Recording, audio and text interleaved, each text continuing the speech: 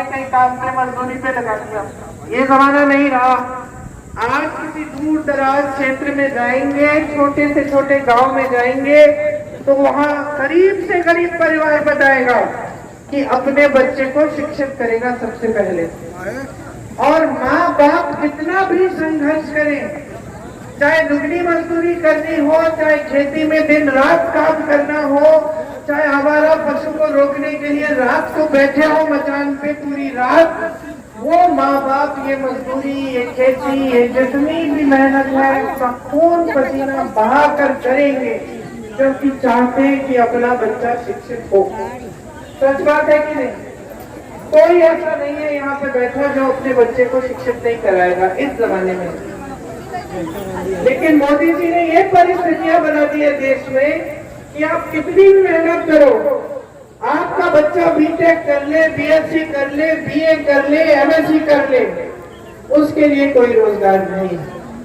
Paper leak होते हैं, बच्चे परेशान हो जाते हैं, तनाव में रहते हैं। ऐसे बच्चों से मिली हूँ जिनकी 28 साल के बच्चे हो गए, अब बच्चे भी नहीं रहे, जवानी निकल गई।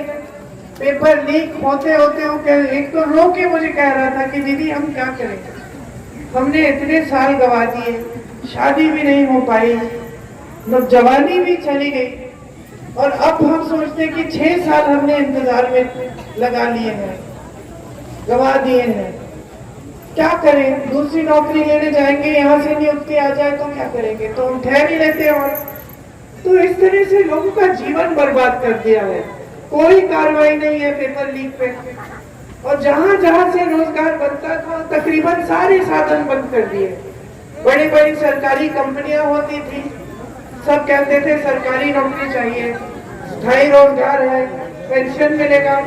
आज पुराना पेंशन भी नहीं मिलता, स्थायी रोजगार नहीं मिलता। जितनी भी बड़ी बड़ी कंपनियां थी, उनकी जो छोटी सब्सिडरी कंपनी होती है जिनसे रोजगार मिलता है, सब अपने खरबपति दोस्तों को दे दिए मोदी जी। सारे खदान, सारी बिजली, सारे सड़कों के ठेके, सारे हवाई अड्डे, सारे बंदरगाह, सब कुछ अपने गिने चुने खरबपति मित्रों को पकड़ा दिया है। सारी देश की मीडिया, टीवी के चैनल जिसपे आपको जो जो चाहे दिखाते हैं, आप टीवी चलाते हो, वो भी सारे बड़े खरबपतियों के हैं।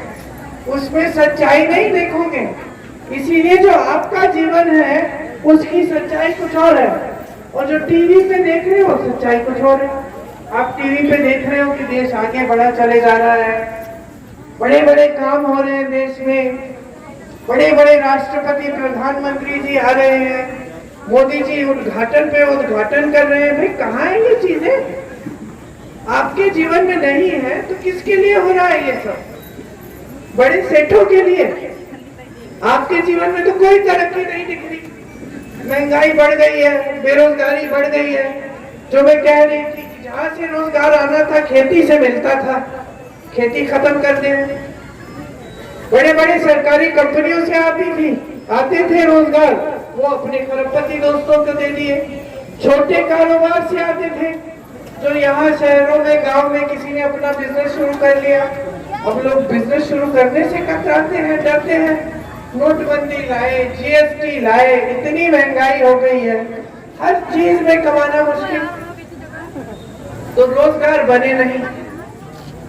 तो अब बताइए, जब ये भाजपा के नेता आपके सामने आते हैं वोट लेने के लिए, तो क्या कहते हैं? मैं जानती हूँ यहाँ के नेता क्या कहते हैं। यहाँ के तो धमकाते हैं। इनका और कोई काम नहीं है, लोगों की जमीन हड़पो, लोगों को धमकाओ, लोगों को डराओ। एक काम गिना दे, एक काम गिना दे जो इन्होंने करवाया है जनता के लिए। यहाँ के जो भाजपा के प्रत्याशी हैं, एक काम गिना दे। कुछ नहीं कराया है, बस डराना, धमकाना, ये जमीन लो, वो जमीन लो। इनके सारे परिवार के सदस्य घूम के आपको प्रताड़ित करते हैं। ठीक है, मुकदमे लिखाते हैं। इसके अलावा भाजपा ने जो देश में सरकार बनाई है, इन्होंने क्या किया? जब ये नेता आते हैं, सबसे बड़ा नेता देश का, आज गृह मंत्री जी घूम रहे हैं और प्रधानमंत्री जी जरूर आएंगे, आते हैं चुनाव प्रचार के लिए। क्या बात करते हैं? आपको ये बात बताते हैं कि भाई हमने इतने रोजगार दिए, हमने इतना विकास किया, इसके आधार पर हमें फिर से चुनो। मेरे पिताजी प्रधानमंत्री थे, हमें भेजते थे प्रचार के लिए अमेठी में, हमें बता के भेजते थे कि बेटा बता देना जनता को कि क्या क्या किया है और क्या करना चाहते हैं। कि हमने BHEL खुलवाया, HAL खुलवाया, वहाँ पे जो हवाई अड्डा है वो खुलवाया, ITI design institute, Sanjay Gandhi अस्पताल, यहाँ पे एम्स का अस्पताल, ये सब बनाया। और जनता को बता दो कि आने वाले दिनों में हम यहाँ पे मिंट पार्क बनाना चाहते हैं, ये सब बातें बताते थे। ये लोग ऐसी कोई बात नहीं करते, ये आपके बीच आते हैं। सबसे पहले तो धर्म की बात, बहनों के घर में जाते हैं, वहाँ अमेठी में दुरदुरिया करने, दुरदुरिया करके बोलते हैं भगवान का नाम लो और भगवान का नाम लेके शपथ लो, वचन दो कि भाजपा को वोट दोगे। बताइए, करते हैं। अब भगवान क्यों बताएंगे आपको कि भाजपा को वोट दे? भाजपा ने क्या किया आपके लिए? ये आपको फुसलाने और गुमराह करने का तरीका है। सच्चा नेता होता है ना, वो भगवान के नाम लेकर आपको गुमराह नहीं करता, वो भगवान से प्रार्थना करता है, भगवान की सीख समझता है, अपने जीवन में उसको लाता है। और भगवान ने, गुरुओं ने, संतों ने क्या सिखाया? माताओं आप बताओ, बच्चों को हम क्या सिखाते हैं? सच बोलो, सच बोलो, सच्चे दिल से सेवा करो, यही सिखाता है धर्म। यही हमारी कांग्रेस पार्टी की परंपरा रही है। तो अगर एक सच्चा नेता है तो अपना धर्म निभाएगा, सेवा करेगा, देश जनता के लिए समर्पित रहेगा, और जब आपके सामने आएगा तो अपने काम के आधार पर वोट मांगेगा। तो जब काम किया ही नहीं तभी तो ये बातें उठती हैं। अब आजकल मोदी जी के भाषण सुनिए, वो कह रहे सावधान रहो, कांग्रेस पार्टी के नेता तुम्हारे घर के अंदर आ जाएंगे, तुम्हारी भैंस चुरा लेंगे। बताइए। और दूसरी तरफ सावधान रहो बहने, तुम्हारे गहने ले जाएंगे, एक्सरा की मशीन लाएंगे और घरों के अंदर घुस के तुम्हारे मंगलसूत्र, तुम्हारे गहने चुरा लेंगे। बताइए, ऐसी मशीन होती भी है कि मंगलसूत्र निकाल के दिखाती है। ये देश के प्रधानमंत्री कह रहे हैं, इनके पास कुछ बचा ही नहीं रहा कहने का। जनता हंस रही है। 55 सालों से इस देश में जब से आजाद हुआ, 55 सालों से कांग्रेस के नेता रहे, कांग्रेस की सरकारें रही। कोई आया आपके घर में भैंस चुराने के लिए? किसी ने आपके मंगलसूत्र पे आज आने दी? आपकी सांसद इंदिरा जी ने अपने गहने दे दिए देश को जब जंग थी। और मेरी माता जी जो भी आपकी सांसद थे अभी तक, उनका तो मंगलसूत्र कुर्बान हुआ इस देश के लिए, उनके पति शहीद हुए। और आज ये लोग झूठ बोलने के लिए कुछ भी कर लेंगे। इंदिरा जी जैसे शहीद को देशद्रोही कहते हैं, राजीव जी जैसे शहीद को देशद्रोही कहते हैं। राजीव गांधी, मुलायम सिंह यादव, राजीव गांधी, मुलायम सिंह यादव।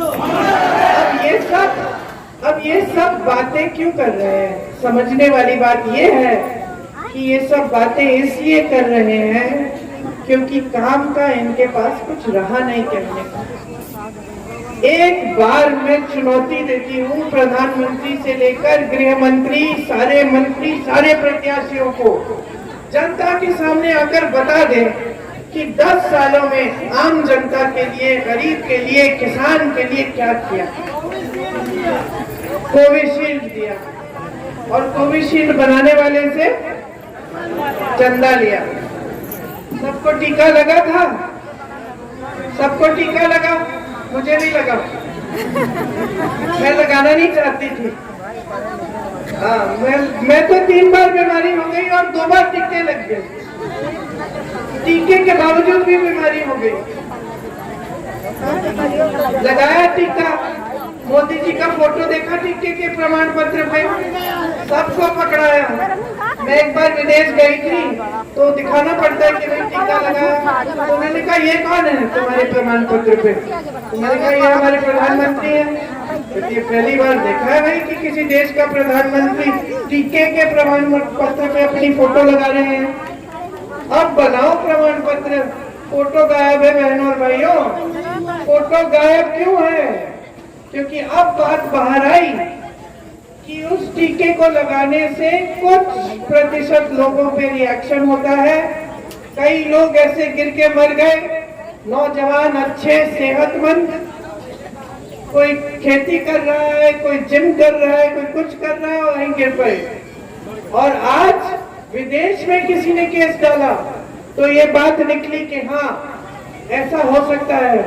वो टीका ही गायब हो गया है, मार्केट में नहीं मिलता, और अगर मिलता जब तक मिल रहा था, अभी जैसे ही ये बात निकली मोदी जी की फोटो गायब। अब नहीं चाहते अपनी फोटो टीके पे। और सुन लीजिए, पूरी जितनी भी टीके बनाए इस देश के लिए और दुनिया के लिए एक कंपनी ने बनाए, और उस कंपनी से मोदी जी की पार्टी भाजपा ने और मोदी जी ने 52 करोड़ रुपए चंदा लिया। याद है पुल गिर गया था गुजरात में, टीवी पे देखा होगा, गुजरात में कुछ समय पहले बड़ा पुल गिर गया, बहुत लोग बह गए पानी में, सैकड़ों लोग मर गए बह के। याद है, दीदी ने देखा, बहन ने देखा। उस कंपनी से चंदा लिया इन्होंने ऐसे ऐसे लोगों से चंदा लिया जिन पे छापे मारे थे। इन्होंने छापा मारा, चंदा लिया, छापा बंद, केस लगाया, चंदा लिया, केस ठंडे बस्ते में। मतलब जो वसूली का काम यहाँ पे भाजपा के प्रत्याशी करते हैं, वो वसूली का काम केंद्र में मोदी जी की सरकार कर रही थी। आज दुनिया की सबसे अमीर राजनीतिक दल दुनिया का कौन सा है, कोई बताएगा? भारतीय जनता पार्टी। देखो, 70 सालों में से 55 साल कांग्रेस सत्ता में रही। हम लोगों को भ्रष्ट कहते हैं। 55 सालों में कांग्रेस पार्टी दुनिया की सबसे अमीर पार्टी नहीं बन पाई। 10 सालों में भाजपा दुनिया की सबसे अमीर पार्टी बन गई। वो कहते थे कि हम काला धन लेके आपको वापस देंगे, आपके अकाउंट में डालेंगे, आपके खातों में 15 लाख आएंगे। मुझे लगता है सारा काला धन लेके अपनी पार्टी में डाल दिए। 60,000 करोड़ रुपए इन्होंने खर्चे सिर्फ अपने राजनीतिक दल पे। आपका गन्ना का बकाया नहीं देते, आपके कर्ज माफ नहीं करते। जब कांग्रेस पार्टी कहती है कि हम करेंगे, कहते कि ये लोग झूठ बोल रहे हैं, अर्थव्यवस्था में पैसे नहीं है। अगर पैसे नहीं है तो अपने बड़े बड़े खरबपति मित्रों को क्यों दे रहे हो सारी देश की संपत्ति? क्यों कर रहे हो उनके कर्ज माफ? और अगर पैसे नहीं है तो जहां जहां कांग्रेस की सरकार है वहां ये स्कीम लागू कैसे कर रहे हैं हम? कर्नाटका में हमारी सरकार है, बहनें मालूम है, आज के दिन बहनों के खाते में 2000 रुपए आ रहे हैं हर महीने। आपके यहाँ नहीं आ रहे, क्योंकि ये तो यहाँ पे आपकी भाजपा की प्रदेश सरकार है। कर्नाटका में कांग्रेस की सरकार डाल रही है। कर्नाटका में सारी बहनें बस की यात्रा मुफ्त कर रही हैं, तीर्थ यात्रा जा रही है, रिश्तेदारों से मिलने जा रही है, मायके जा रही है, एक पैसा नहीं देना पड़ता। खुश है सारी, मुझे देख के गले लगाती है।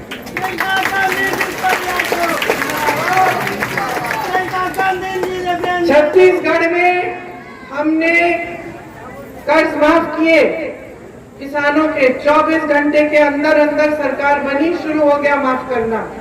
छत्तीसगढ़ में हमारा पशु की समस्या थी, सुलझा दी। बढ़िया गौशालाएं बनाई, उसमें महिलाओं को रोजगार दिया। सरकार ने गोबर खरीदा। जब सरकार ने कहा हम गोबर खरीदेंगे तो लोगों ने जानवरों को रखना शुरू किया, क्योंकि आमदनी आ रही थी। गौशालाएं मजबूत की, उसमें भी जानवर रखे, जो वहां पे महिलाओं को रोजगार दिया ताकि दूध में से खोया मिठाई बन सके और दूध गांव में पहुंच सके। गोबर खरीद के गोबर गैस बनाया ताकि आपके घरों में गोबर गैस आए। समस्या सुलझा दी।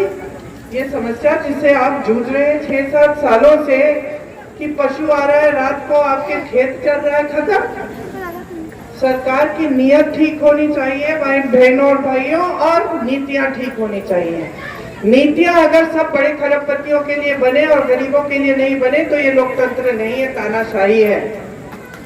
समझिए आप? तो जागरूक बन जाओ। आज 10 सालों से जो हो रहा है देश में, इसको आगे बढ़ने देंगे हम। इनकी सरकार हटाएंगे नहीं, कांग्रेस की सरकार लाएंगे नहीं, तो ये देश यहीं का यहीं बैठे रहेगा। बस धर्म की बातें चुनाव के समय, ये सारी गुमराह करने वाली बातें, आपको डराना, धमकाना, बहकाना, लेकिन आपके लिए एक ढंग का काम नहीं करना। इसलिए बहुत ही महत्वपूर्ण है कि आप आज समझ लें कि जो आपका वोट है उससे आपके अगले 5 सालों का भविष्य बनने वाला है। मैं जानती हूँ आप मेरे परिवार पे भरोसा करते हो, और भरोसा इसलिए नहीं करते कि हम आज के हर चुनाव में आपको गुमराह करते हैं। आप भरोसा इसलिए करते हो क्योंकि हर चुनाव में आकर हम आपको सच्चाई बताते हैं। हम बताते हैं कि हम जानते हैं आपकी समस्याएं क्या हैं और किस तरह से हम उनको सुलझाने का काम करेंगे। और आपने देखा है कि हमने हमेशा आपके विकास की बात की है और आपके विकास का काम किया है। तो आप पर पूरा भरोसा है कि आप इस बार मेरे भाई राहुल जी को अपना सांसद बनाएंगे। आपको ऐसा कोई नहीं मिलेगा इस देश में। आपको ऐसा कोई नेता नहीं मिलेगा इस देश में। आज के दिन जो 4000 किलोमीटर चलकर कष्ट लेकर आपसे मिलने के लिए, आपको समझने के लिए निकला हो, वो आपकी देखभाल करेगा, दिन रात आपकी सेवा करेगा। बाकी गारंटियों के साथ ये गारंटी मैं देती हूँ। आपको बहुत बहुत धन्यवाद। मैंने आपको कष्ट दिया, गर्मी है, घर में भी काम होगा। आप मेरी बातों को मत भूलना। 20 तारीख को वोट डालने का समय होगा, मेरी बातों को याद करना। धन्यवाद। जय हिंद।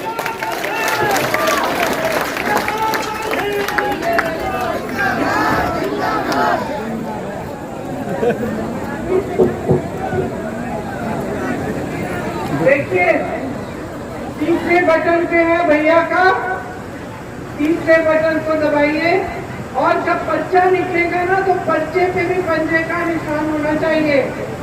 ये ध्यान देना कि जब बटन दबता है 2 मिनट रुको, आवाज आनी चाहिए और पंजे का निशान दिखना चाहिए। ठीक है?